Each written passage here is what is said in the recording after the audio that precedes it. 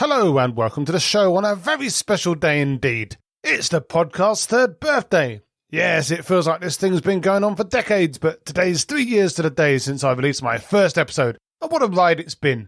I wanted to take this chance to thank all of my guests, and of course all of you, the listeners that make it all worthwhile putting this out there in the first place.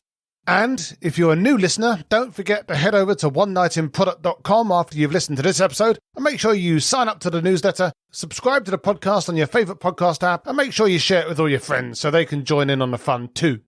On tonight's episode, we speak all about the journey to the very top of the product ivory tower and the ever-challenging move from great product manager to the C-suite and some of the ways you might make an impact when you get there. We also talk about Women in Product UK and how they're trying to create an ecosystem around product management and build a strong pipeline for the female product leaders of the future. For all this and much more, please join us on One Night in Product.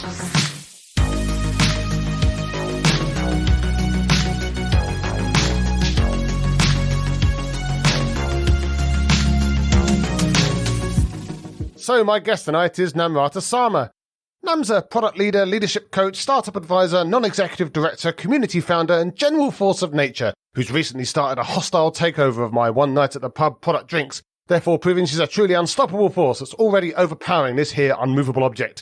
Nam's the founder of Women in Product UK and CPO Track, two online product management communities with which she's hoping to support the wider world of product managers and leaders in their learning journeys, assist with their personal development, and help solve all of their problems. Although since one of my problems is how to keep up with all these product management communities I'm on, I think she's got a work cut out on that one. Hi Nam, how are you tonight? Hey Jason, I'm great. Lovely to see you. Lovely to see you too. It's been too long. But first things first, let's set the scene. By day, you are the Chief Product Officer at Into University Partnerships. So what specific problems does Into solve for the world and what kinds of products are you and your team building to help solve them? It's always difficult to kind of answer that in 2 or 3 sentences, but I'm going to try. Yes. You can have 4 or 5 if you want.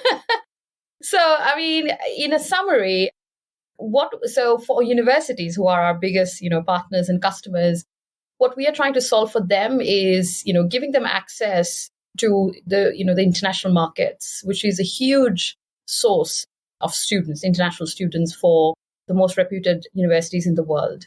So we work with universities in the UK, US, Australia, the top 100 universities in the world, very competitive to get into. And the universities who are quite ambitious about their internationalization plans. And that's exactly where a company like Into comes in, because we effectively help these universities in marketing their brand, promoting their brand, and attracting bright international students who would then travel all the way from their home countries to these, the university countries and build a life there. Just like what I did, actually, many, many years ago. I came to this country as an international student, loved the country, never left. And now I think I have almost, I have a good set of friends, including yourself, Jason. And I think I'm really, really fortunate. Oh, shucks. So I'm hoping Into is also instrumental in kind of creating such experiences for our extremely bright students. So that's what we do from a university perspective. And the student, of course, again, gaining, helping them in getting these life experiences, because studying abroad is actually not just an academic experience. It's a life experience. People build an entire lifetime in a foreign country. Again, just like myself. So for us, these are 2 big kind of problems, let's say, that Into solves. And the tech platform, or let's say my, product team, they sit in the middle of all this, because the whole application platform is built by my team. But also, my team has built an amazing global student community platform, which sits in the heart of whatever we do, because that enables our students to talk to each other, make friends, even before they have taken that flight, which I think is very powerful. Because I can tell you one thing, Jason, when I was a student planning to, visit the UK for the first time and look after universities here, I did not have any such platforms. So it was literally me looking at some brochures, making a mental map of how the UK would be and just kind of taking a chance on myself. Oh, excellent. So do you feel that experience, or I guess in some sense, lack of experience with a platform like this because it didn't exist, but obviously experience of the problems or the issues that someone trying to make that leap, do you think that that's really given you a special insight into Yeah. Yeah, because there's a danger there, right? The danger is that you just see everything through the lens of what you experienced when you were coming over. Yeah. And that maybe you kind of see yourself as this kind of archetypal subject matter expert and you just know everything. So do you feel that you've managed to, I guess, kind of mix up that experience that you've had with being super curious and encouraging your team to be super curious to make sure that they're solving the real problems that people are having today? Absolutely. And, my student days were also very different. It's almost prehistoric now, right? When you look at the developments now in tech and everything, it does feel like a million moons ago. So definitely, the team is very curious and they are very much focused on the problem that they're trying to solve. So we don't look at things just from a solution perspective. It's not what Nam said, that this was Nam's experience or this was my experience as a student. It's not based on that. It's completely based on, every student is very different. I think every student's motivation to study abroad is very different as well, and it's so fascinating because we get, a lot of our master's student, postgrad students, they are very focused on building careers in a foreign country, because they want to make some good money. They want to build a good career and pay off their education loans quick. But then when you speak to some of our undergrad students who could be as young as 17, 17 and a half, 18, a lot of those students actually don't think about their career at that age. I did not, for sure. They're too young. So for them, it's more of a life experience. For them, they are more excited about the fact that they're going to make new friends. A lot of students are excited, especially coming to UK, is because they can travel Europe. So, so they have very different reasons why they're studying abroad. So it's quite fascinating to see how the different types of students have different needs from us. And I think the challenge for us as an organization is how can we meet all these different expectations? Yeah, I was going to say, challenge is a good word.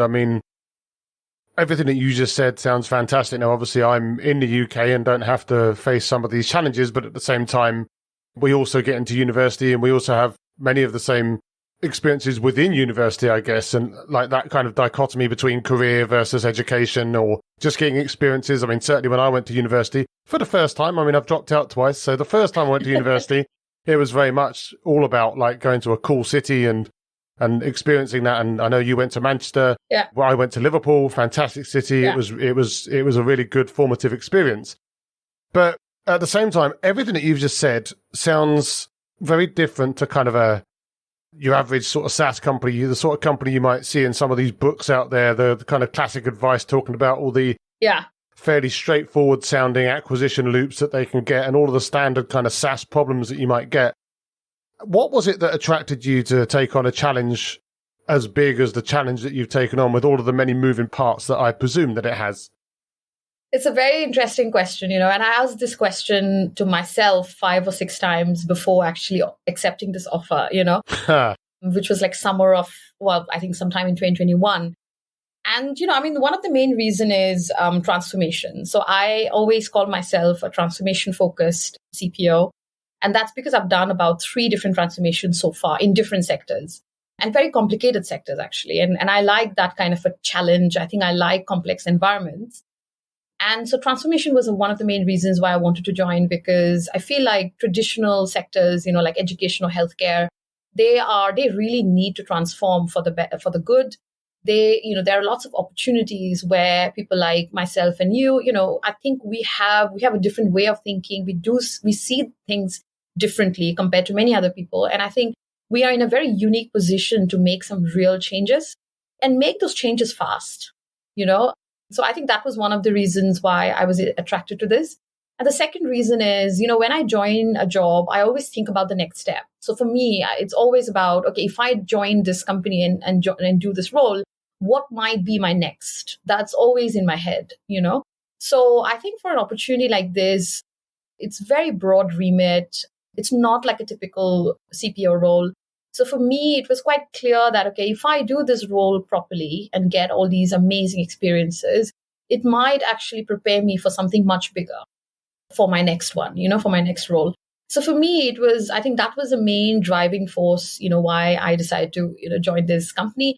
And, I've done SaaS before. I have done marketplaces. I've done subscriptions, B2C, B2B, B2B2C. I've done all of that. B2G as well. Well, G equal to NHS, let's say, So I've done that as well. Yeah. So, I mean, that's a term, actually. B2G is a real term in certain companies. So I've done all of that, right? So when you've done so many different things and, worked in, 5 or 6 different sectors, you're always constantly looking to diversify your profile, right? So for me, I think this was one of the best diversification ever. Oh, well, there you go. And obviously, as a consultant, now all about the diversification as well. I think it's really interesting to go out there and see lots of different types of company, which is obviously part of the fun of being in that consulting game. So, maybe you can do that one day too. Yeah. But before all of that, you started out as a techie. Yeah. Just like me. So you started out, I know you got a degree in engineering. You started hacking away at code, doing all the fun stuff, on the keyboard, solving problems with your bare hands. Then you moved into business analysis. So you got a Prince 2 certification along the way somewhere as well. So I'm sure you're very proud of that. Then you moved into product management and then ultimately product leadership where you sit today. So I guess you could have gone down any of those paths, right? Like you could have stayed a developer. You could have become a really kick-ass business analyst. You could have done any of those things. What was it that attracted you specifically to product management? And I guess also to the path that you're on now, like wanting to be that bigger person, because not all techies want to do that, right? Yeah. Yeah, I think it really depends. I think the ambition is so different. Ambitions are different for different people, and two siblings might have completely different ambitions, and I have the best example in my own home. Me and my sister, we have very different ambitions, right? And we were brought up exactly the same. So I would say ambition is very personal. And for me, I think after my engineering, I came here, I did my MBA. And then I think after that, I knew I had to lead organizations one day. I just didn't know how long that journey might take. And I had really good managers, really good mentors along the way who really they really validated a lot of my assumptions along the way. They always said, yeah, you can do this. It's just literally, you have to grow up a bit more, like in terms of experience. So, kind of gather more experiences, learn more things, do cool things, and, you're going to get there. So sometimes it's a matter of time as well. I mean, you could be the brightest, 25-year-old in town. That's how I thought I was, 10, 11 years ago. But that doesn't mean that you can run companies right away. You still need to learn. You still need to fight those battles. So it's a lot of blood and sweat, right? I mean, the world of product is like that. So for me, I think it was always about thinking the end game. I think for me, that was always very important. So even as a developer, sadly, I was a developer for a very short period of time. It's only because, I did my higher ed after that. I was very good with people. So I was one of the very people-friendly developers, which is also a bit rare in a way, I was working in a consulting company and I was very client-facing. Clients loved me. I had a knack for just kind of forging relationships in a matter of seconds. And I think my bosses that time, my managers that time, really, they saw that in me. And, one of my bosses actually said to me, one of my clients actually said to me that, Nam, you're so good with people. Like you've got this thing, you could do bigger things, so you should either, learn something new or just maybe change your career or do something bigger. And that's when I actually took a break to do my MBA. And then after that, there was no looking back. The UK was a very different world that time. Product was not really a thing. Most product manager roles were actually commercial roles. I still remember I was working in a telco company quite early on in my career. And the product manager people were actually propositions people. So they were working on pricing. They were working on go-to-market. They had no clue what agile was. They had no clue what a scrum team is. They were not technical people at all. It was a commercial role actually. And for me, I think I got really lucky because for me, when I looked at that job, I was like, oh my God, I don't want to do just propositions and a few slides. That was just not my thing. I wanted to actually build something, And I think that's the time when the PO role, the product owner role, I think it was kind of in its nascency, and I got into that. So my first product role was a PO role, classic, very textbook PO. So I was managing like a Scrum team and writing Jira tickets and all of that. And I actually liked it because I could do the tech stuff, which I was really good with technology. And I'm still actually very, very technical. But at the same time, I was really good with stakeholder management. It came naturally to me because I'm a people person, So for me, building relation with different teams comes naturally. I actually enjoy that kind of stuff, So if you then combine your tech skills with your commercial skills and people management skills, and people kind of relationship building skills, I think that's a good combination. And I still remember one of our career services people at Manchester, University of Manchester, said to me, she actually said to me, Nam, I'm not worried about you at all. I think you've got a very different CV. So I think you'll find your path, because we used to go to the career services asking for help all the time. Please guide us, and I remember one of, those ladies said this to me that, you're going to find your way. It's a very different CV. It's quite rare from a lot of CVs we see. And for me, I felt that being a little different actually worked in my favor always, because it made me stand out, I think. And I love, I'm blessed that I did my computer science degree, because I was supposed to do biotech actually back in 2003. That's a story in itself. But I was actually in the class of biotech, and I changed into computer science after first week. And I now just remember how these little changes you make in life turns out to be phenomenal, like big changes, big bold steps, So anyway, product started that way in the year kind of 2013, I think. And yeah, I mean, it's been quite, a very hectic journey. It's not been a long journey for me. It's been quite short, actually, because my first CPO role was in 2020.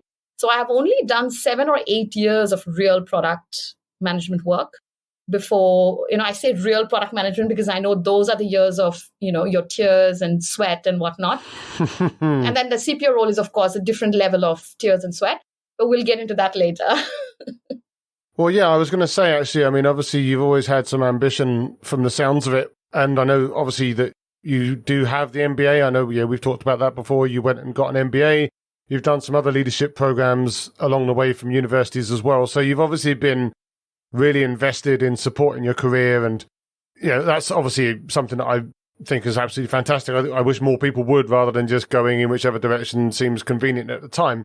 But there are certainly mixed opinions out there about the merits or lack of merits of, for example, MBAs in the context of product management.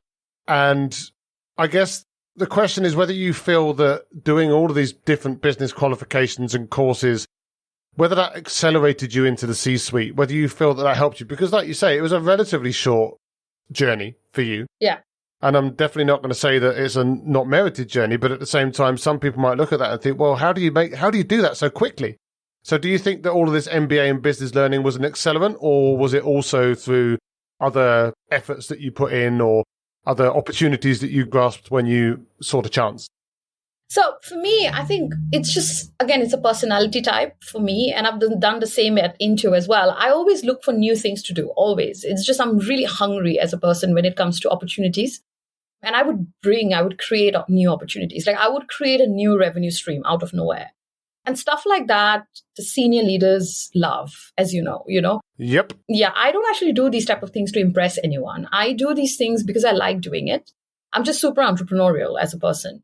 So I don't actually do things just because, I want to impress person X or person Y. I never even think about who I'm impressing with what. I do it because it's a life lesson for me. And I feel like later on in my life, when I start my own company someday, it's probably going to help me out, So I do for those kind of reasons. First of all, I don't think an MBA is needed if you want to be successful in product management or any field, to be honest. Maybe if you want to go into strategy consulting, that's different. I don't think for product management, you need to do an MBA, but it definitely helps in leadership roles, I would say, especially once you reach that VP level, I think, which is a hard one, right? Because the jump, it might look like it's super easy. You're VP of product and you're going to be a CPO very easily. It's not actually. So the jump from a VP role or a director role to a C-suite role, I'm talking about, C-suite in a, let's say, mid-large size company. It's not easy, actually. It's really difficult, And once you're in the C-suite role, staying in the C-suite role, that's also very difficult, right? So getting there is difficult, but then staying there, sustaining there and thriving there is probably even more difficult. So I would say in my case, the MBA definitely helped. I also want to just point out in this podcast that my MBA was partly funded by the British Council. I was a British Council scholar for the year 2011. There were 8 students selected from India. After a very rigorous process, I had to write essays, give interviews in the British Council panel interview and whatnot. And this is way back. I'm talking about 2010 now, And I did all of these things and I got a really good scholarship. I was very lucky, I think, to get the scholarship. It was only 8 of us in the whole of India, which is a huge country, as you know. So I was really lucky I would say that scholarship helped me. It was not a 100% scholarship, but it was a good percentage. That helped me a lot in funding my MBA. And the rest was obviously loans, a bit of help from my parents as well. So it wasn't that, it was on a plate for me. It was not. It was a lot of hard work. But I would also say there are different executive programs out there which could also help if you never had the time or the chance to do an MBA. For example, I've done a leadership program at Harvard Business School in 2020. This is pre-COVID, and this was in February that year. And that was probably the best experience, one of the best experiences of my life. It was almost a mini MBA. So for me, it was almost like doing an MBA again in a matter of, few days. And it was a residential program. So I got to stay there. I got to live in the HBS, amazing campus, spend a lot of time with the different, amazing professors. And I also got to spend some time with the Harvard Kennedy School, which is the School of Politics. So learned a lot of stuff in a short period of time. And I would say, these are investments in yourself. No one funded me for these things, right? It's my savings. I saved a lot of money. And then I was like, fine, let me do this. And you know what? I think after a few years, I might go back to university again to do another exec program. It's just, I am a bit like that. My mom is a teacher. That could be the reason. But there is a bit of that academic, the love for academia that's there in me. So maybe it's a family thing. I don't know. But there are a lot of people in my family who are from academia. So could be a reason. But I love studying. I just love learning new things. So for me, I think going back to university is a pleasure for me.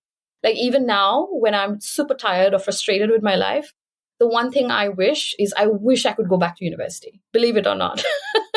I love some of these things. So I think education, learning new things is never a waste. If we can afford to spend, invest on ourselves and learn new things, we should definitely do. But nowadays, to be honest, there's so many things even free of cost. You don't even need to invest anymore. There's so much free resources out there. Learning definitely helps. And I would say in exec roles, I think that the business thinking is super important. Thinking about profitability, when you're coming up with a new business idea, thinking about profitability is very important. Just showing the board that a growth model is not enough anymore. You have to also show profitability or how your idea would reach profitability, So it is scale with profits. Unfortunately, that's just the way the world is now. And I think that's how it should be, to be honest, because if you look at the most sustainable businesses in the world, the big companies who've been around for 100 plus years, they exist only because they are sustainable business. They are highly profitable. And, there should be more and more such companies in the world, I feel, So I would say from a business perspective and also understanding how to kind of do storytelling from an exec perspective, I would say the MBA helps in those kind of little things. But otherwise, I don't think it's like a directly relevant to an exec role. I just want to wiggle the tooth a little bit on some of the difficulties or the struggles that you kind of touched on around heads of product, directors of product, maybe even VPs of product, then getting to be the chief product officer or trying to be the chief product officer. Maybe they get in, maybe they don't. There's been a bunch of different people that I've spoken to in the past and that themselves are continuing to speak about the difficulties of making that leap and the idea that even when you get to the big table, like the top table, it's almost, as one person once memorably told me, was like, it's almost like you're there with crayons and paper, sort of on a child seat in the corner, because you don't really see these people as peers, or you don't really have the same kind of input with these people as maybe you might expect. Now, you've obviously tackled that with, for example, getting your MBA, doing all of these different business courses and helping to put yourself into that frame of mind and really taking this from a kind of a business perspective and really understanding what moves these people and what makes a successful company. Is that the only difference, for example, or is that the biggest difference between being, for example, a really good either senior individual contributor that's become a leader, head of product or VP of product or something like that? Is it just that business thinking that differentiates like the best VPs of product from the best CPOs, or are there other aspects that you think that these people should kind of beef up a little bit? Yeah, so I think there's a bunch of things. And, you could be really good at product management. I would say I was more hands-on a few years ago than today.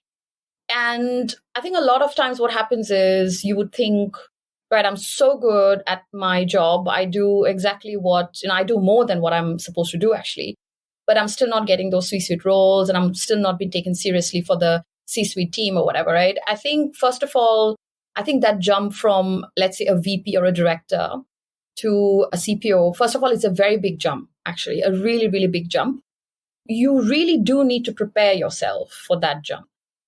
Now, I did, as I said, in 2020, I was working in a company called Viacom, which is Paramount, a big media, entertainment company. I was a senior director at that time. So senior director, VP, it's a VP level role, basically. So I was leading product for our European business, really big portfolio, big team.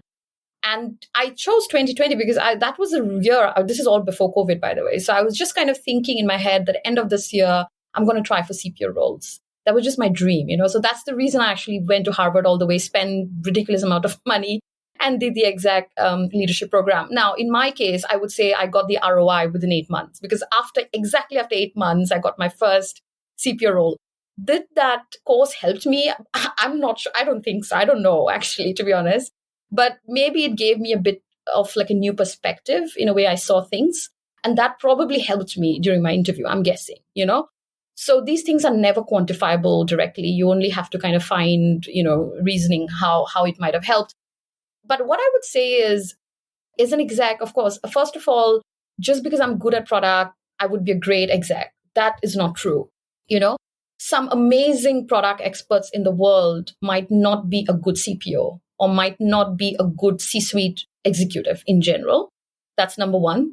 The second thing is being, a subject matter expert in something. Like you could be shit hot with, I don't know, creating subscription businesses or whatever, But that doesn't mean that you will be a great CPO in such a company. Again, it's not directly associated, these type of things, right? So I would say as an exec, there are many things. First of all, understanding the broader business is very important. So you need to understand how finance works, why compliance is important, how marketing works and all that. So having that broader view of how a company is run is very important, number one.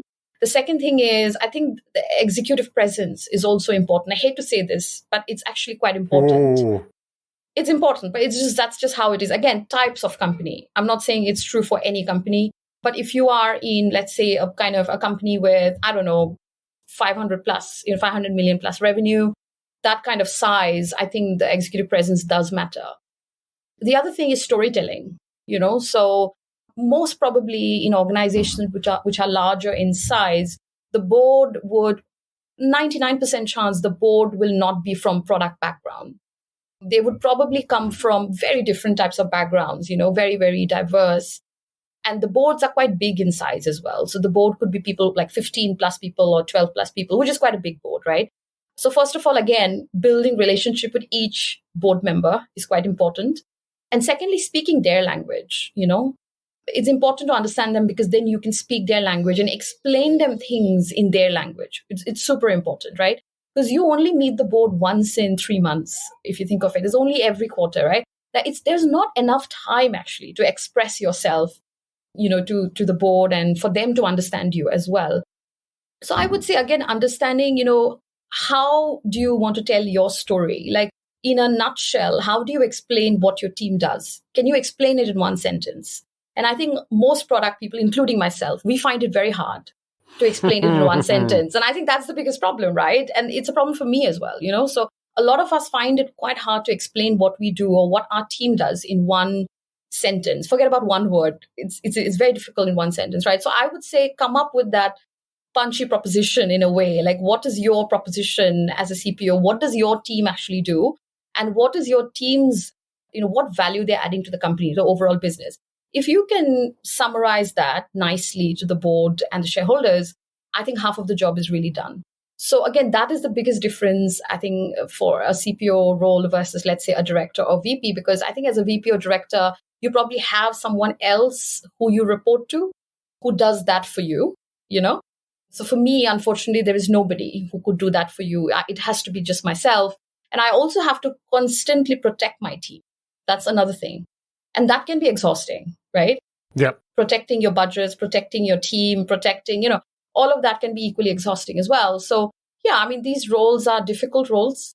They're hard roles, but at the same time, they're extremely rewarding. But I would definitely say there's a big jump. There's a big difference between leading a product team versus leading an entire function. Let's say a department where you have product, maybe marketing, maybe data, maybe design, a lot of other things. It's a different mindset as well.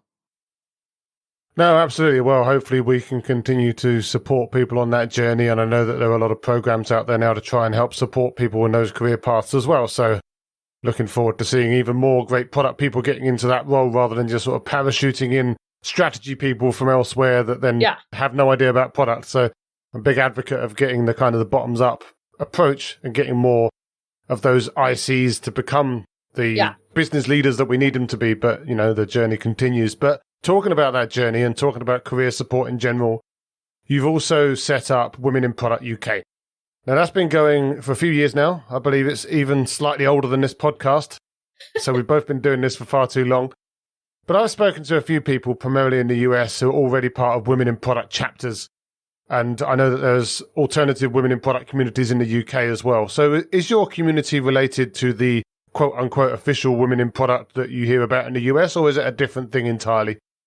No, it's not at all. I mean, so I created Women in Product UK in 2020, again, in the middle of the, lockdowns. And everyone needs a hobby, right? Everyone needs a hobby. So this was my hobby. And there was a reason, because I used to I still run another community. It's a mums, it's a working mums community on Facebook, actually, it's a great resource. There's about 2,000 mums from the whole of UK. It's a really, really high-powered community. And because that was so successful, I thought, let me create this product focus one, because product is ultimately my day job, So I created this on LinkedIn initially. And LinkedIn, a lot of people joined. It, LinkedIn groups are, it's okay. It's a hit and miss. It's not the most interactive. Well, I tried. But anyway, I created that in 2020 and a lot of people joined. And then I created a Facebook group because everybody said, oh, we should have a Facebook group. So I created that one. And then only this year, actually, I think this year, January, I created the WhatsApp. And that's because a few members had DM'd me and said, let's do a WhatsApp group. It might be better. So I was just waiting for the right moment. So this year, January, I started it, and actually that exploded. So even though this community started in 2020, I think the real community vibe actually was created this year, I would say, because it's been doing very well. It was very active, and now it just continues to grow and grow and grow, and very organic as well. We do much. So I've never actually done an event for Women in Product before. This was the first year where we ended up doing an event. So 3 years was just no events, nothing. It was just a group, or quite a passive group in a way, So I think we've been quite lucky along the way as well. The Women in Product US is completely separate. I actually didn't know about its existence. And I've recently spoken to somebody, the person who runs it, in fact, and it sounds like they're doing a brilliant job. They're a charity. They're a registered charity in the US. They've been running for, I think, 8 years or something. So quite mature, in its kind of where they are. And they do different programs. They do different events as well. So very different. We are very different. I mean, Women in Product UK has nothing to do with Women in Product US. It's completely separate. And UK is a much smaller country than US. We don't have so many different, states or something. So I'd love to have chapters. I mean, definitely the main cities, especially Birmingham, Manchester, some of the university cities as well. I'm targeting at the moment because I do have, relationship with some of the different universities, along the way. And I think it'll be good to have some hubs, especially in university cities, I would say, because that's where the talent sits ultimately. And I think those are great resources to kind of use. But as of now, it's very London heavy, I would say. The events are very much London. And it's growing a lot. We are about 1,500 plus at the moment. I'm pretty sure we will be several more thousands in a few years' time. And I think I have high hopes and high ambitions, I would say, for Women in Product. I think we can really build an amazing ecosystem. So it's not about a community. I want to build an ecosystem, where we can help, other members, obviously, but also bring the entire community, like the entire ecosystem of product management together. That would include different, recruiters or search firms, different brands, different companies who are looking to hire product people, different organizations who just operate in our product ecosystem as well. So I have quite big plans, but for now, I think it's baby steps. Well, absolutely. We're product people. We need to iterate, right? But you're a product leader yourself. You've built products all over the place, obviously, to start with yourself and now moving into leadership roles. Been very successful so far. You know a thing or two about a thing or two, right? And I'm assuming that you're, based on what you just said, you're treating Women in Product UK very much as a product itself. Like you say, it's kind of a community at the moment. You've got this grand vision where it's going to be this much bigger thing, almost like an everything app for product people in the UK, to use some other business person's phraseology. But you've also got the community building expertise, I guess, you've also got from within into as well. Like you say, there's kind of a community aspect to that. Yeah. So did it feel very natural to build this stuff? Again, with your experience with the Facebook group for the working mums as well, was it just a really natural thing, or did you have to learn a whole new special set of skills to kind of get this up and running and kind of maintain its growth and keep it successful? No, I think, community building, to be honest, I don't actually think anyone can teach anyone community building. It's one of those things, like you have that naturally, you would know how to do it. And there could be different strategies, of course. And I look, as a product person, obviously, I know what good acquisition looks like. I do know what good retention looks like. I definitely use pirate metrics, even for the communities I build as well. So that's in the back of my head. But in terms of why did I build it? Yeah, even when I was in school, I remember with my, group of friends, I would probably be the one organizing, I don't know, like a dinner or whatever. So these little things that we used to do, just going out with my friends or whatever, And I was the same in college as well. So I've always been quite a community person, I think, just naturally. So it comes quite naturally to me, organizing things, bringing people together. I don't know if you've read Malcolm Gladwell's Tipping Point. It's a brilliant book, first of all. In his book, actually, he explains the different types of people that exists in this world. So people like me, he calls us connectors, so we are connected. We are good connectors. I think you're one of them as well, Jason. Actually, you're really good at connecting. Ah, shucks. I think we are connectors, but we are natural connectors. Nobody has taught us how to join the dots. We just know how to do it, And I feel like people like us can do bigger things, right? So for me, I think I'm a natural connector. And I feel like that's why community building doesn't exhaust me. It actually energizes me. It gives me more power. It gives me more energy. I just wake up happy thinking that I'm able to do all these amazing things. So for me, it's a typical, passion project for me. And yes, I think if I look at that way, this is my product in a way, and I've done exactly that. So recently I opened up applications to become Women in Product volunteers, because clearly I can't scale myself enough. I need a team, And I got loads and loads of different applications, really, really good, really solid people. And after an interview process, we kind of came up to, I think 32 now. We've got 32 volunteers, which is quite big already. So I feel like I'm a startup with 32 employees from day one. But the only difference is they're not my employees. We are founding members. So we are all kind of similar, equal level, I would say. So it's not like a staff or something like that. But you're starting something with 32 plus me, so 33 people, which is quite big already.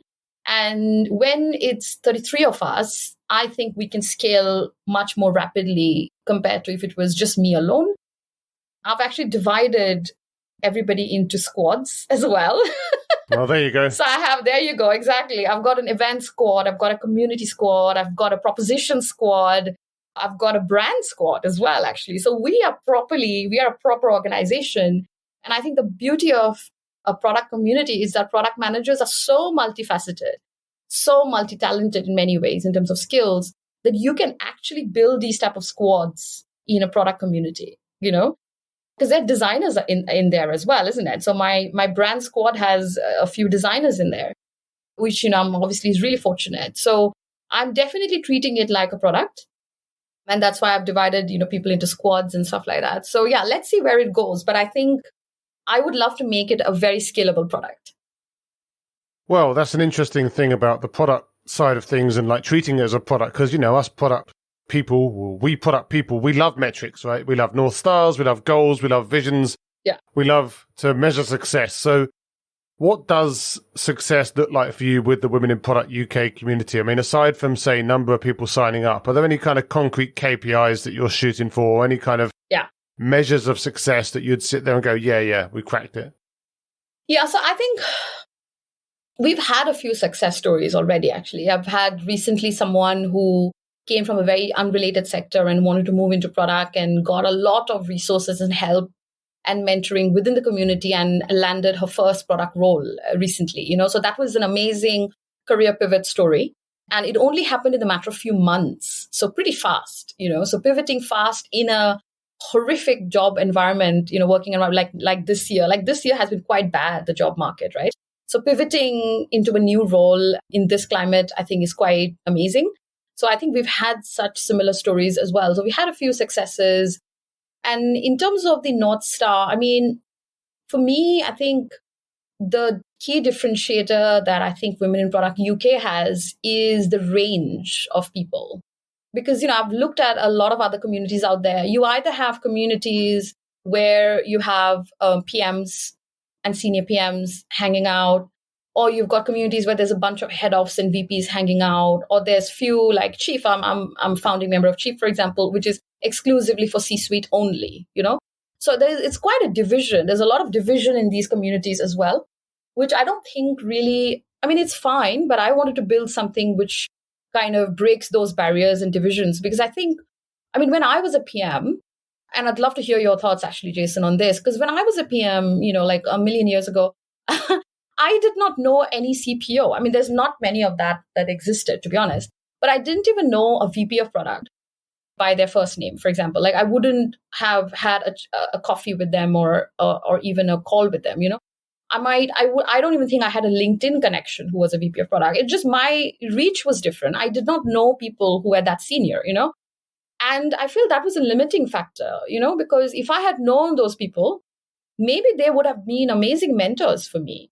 Maybe they would have told me things that I shouldn't do because I've learned by mistakes as well, right? Doing a lot of mistakes. So I think today's PMs, I don't want them to face the issues I faced. I don't want them to have the same limitations I had.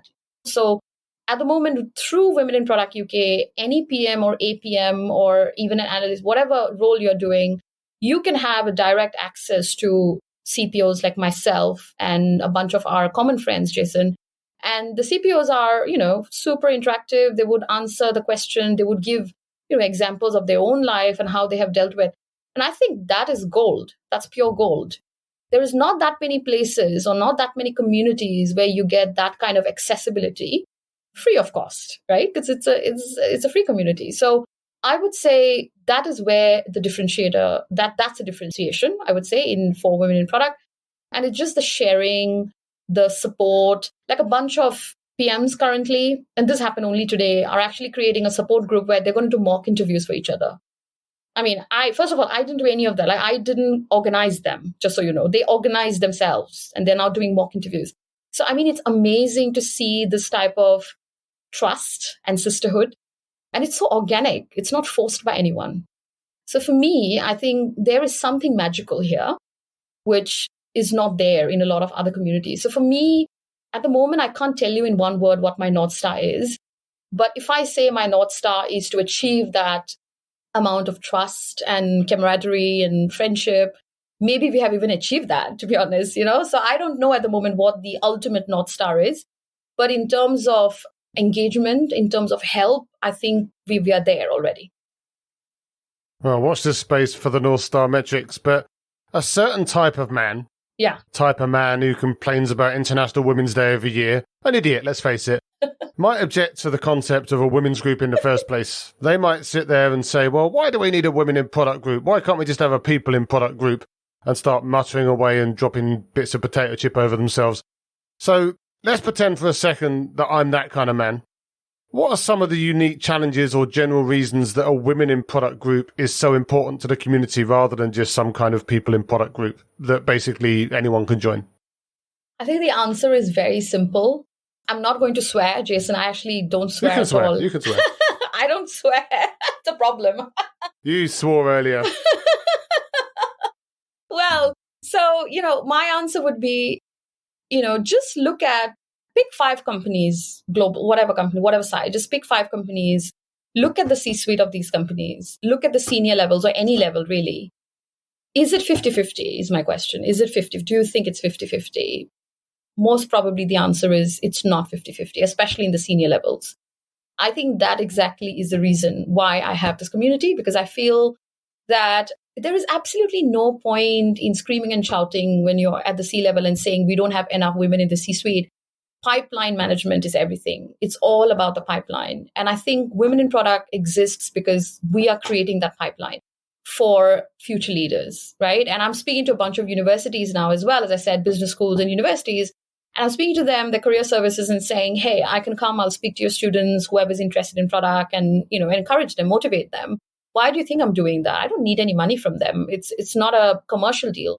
I just want people to know that these type of careers exist so that more and more women can get into product management. I never had that support. I never had any of that. So I don't want others not to have it. I want them to have it. That's why this type of community exists, because I feel like if we have a great pipeline of women right from a junior PM level, then of course there will be the pipeline for the CPO and VP roles will be more and more and more, much solid, much stronger. And I feel like at the moment when you ask a CEO, why don't you have enough women in your C-suite? And they can very easily say, well, there's not enough candidates.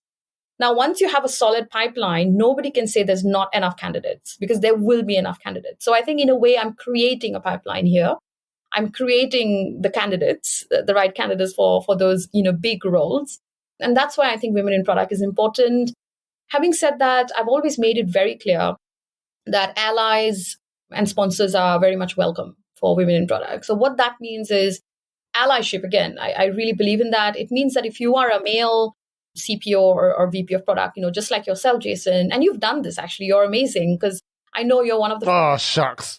You're one of the first people. I'm gonna just tell everyone publicly, but you're one of the first people who said to me, give me the link, I'll share it with my team. And I think that's really sweet. And a lot of my, male friends, CPO friends, have come to me they've done exactly the same. They've taken the link to these community group, they've shared it with their female colleagues, and all of them have joined, So that's true allyship, I think. And that's exactly I expect. So if you're an ally of Women in Product, you're definitely welcome to the community. You can join, you can, share your thoughts. And then again, if you have jobs in your teams and you really want a diverse team, then I would say, please share those jobs with me so that I can share in the community. So yeah, men are not banned or anything like that, but it's definitely... Oh, they should be. It's definitely female focused, but that doesn't mean that, for the events that we have in October and there's a big one in November, I'm actually very happy to say for the November event, we actually have 50-50 RSVP so far. So it's 50% men, 50% women, which is amazing. And I think for the October event, we haven't gone live with that yet. Once we go live with that, I'm pretty sure it's going to be equal number as well. So yeah, it is Women in Product, but in terms of, if you are a big supporter of the community, big supporter of what we do, it doesn't matter what gender you are, you're most welcome. No, absolutely. And we've obviously spoken about this before, the idea that it's important to have that pipeline. I think, one of the other things that, you've said it yourself as well, this idea that it's an easy get out for some of these people to sit there and say, well, there's just no one applying. And obviously there's going to be a bunch of reasons why there's no one applying. In some cases, it's going to be because the company has a really bad reputation. Yeah. Maybe a misogynistic reputation. Or in some cases, it's going to be because the job ad itself is just this horrendous, there's these kind of websites you can use that almost rate the job ads to say how kind of gender coded they are and whether they're going to put off certain groups or not.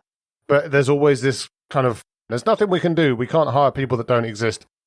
And it feels like there is still a lot of work to do in those areas. So obviously anything that we can do, with your group, and obviously anything that the general community can do, I think is absolutely important and should be supported. So absolutely, I will try and do my own little small part of that as well by, letting all of your people come into my drinks, it's... I think they're doing that already. You're definitely an ally. I got a message from somebody, one of my members today, saying Jason Knight is an ally. So there you go. Absolutely he is. I'm never going to live that down in all the misogynist communities that I'm part of. But where can people then find you after this if they want to connect up, find out more about Women in Product UK, the CPO Track community that you're setting up, or see if they can snag an invite to one of my social events? Yeah, the best place to find me is probably on LinkedIn. Send me a DM, send me a message if you want to have a chat in terms of first of all, if you want to join the community, or if you want to be involved in certain ways, maybe sponsoring one of our events, or if you want to give a talk or whatever it is, please, reach out to me. I'm quite good at replying to emails or replying to messages. So I promise I will get back to you quite fast. Well, fair enough. I'll make sure to put links to your LinkedIn and all your community, all your websites into the show notes so people can come and stampede in your direction. Well, obviously that's been a fantastic chat. I always enjoy our conversations, and obviously also really interesting to hear about your plans to build this entire ecosystem around the world of product. So watch this space and looking forward to seeing some exciting developments. Obviously we'll keep talking, but as for now, thanks for taking the time. Thank you, Jason. Bye-bye. As always, thanks for listening. I hope you found the episode inspiring and insightful. If you did, again, I can only encourage you to pop over to onenightinproduct.com, check out some of my other fantastic guests, sign up to the mailing list or subscribe on your favourite podcast app, and make sure you share with your friends so you and they can never miss another episode again. I'll be back soon with another inspiring guest, but as for now, thanks and good night.